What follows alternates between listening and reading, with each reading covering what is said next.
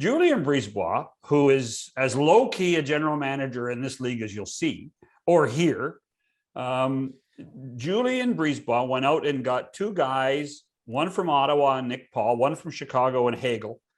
And everybody said, wow, they didn't get Goudreau, they didn't get Coleman. I'll tell you what, in these playoffs, those two guys have been quality role players. And they have been, and they're much younger and could be long-term fixtures financially in Tampa. I think that Julian Brisebois, I mean, this guy, I know he learned under Steve Yzerman, and Steve's got a reputation, but Brisebois deserves a lot of credit for how the construct of this team and how they're able to do this year after year after year. Well, I think philosophically what he does that other managers don't do and other managers should copy is, he's in the present.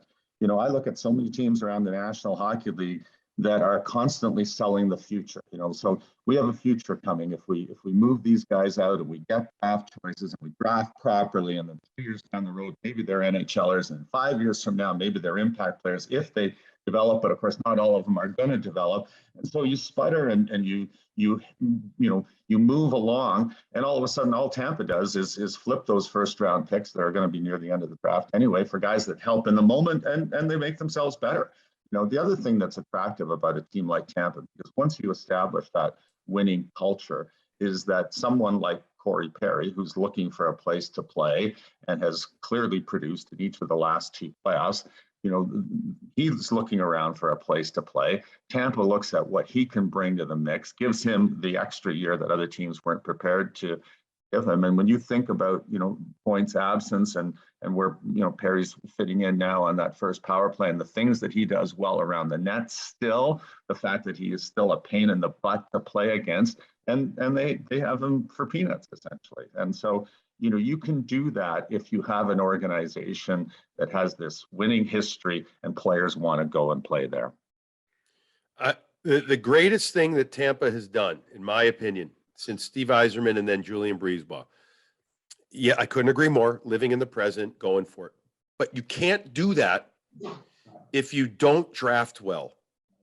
Even if you don't have first round picks, they continue to draft unbelievably well, and they use those fourth round picks who become very good players in the eyes of other players, people too, to trade them.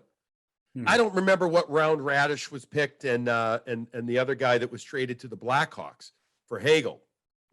But they got these two guys. I know it was a big deal, but they've used, and by the way, even if they're not trading these picks, they're bringing those guys in. Ross Colton is a perfect example, a fourth round pick who all of a sudden now is going to be a mainstay in theory in Tampa for years to come, because he's going to develop eventually to take over for a guy, let's say like Alex Killorn.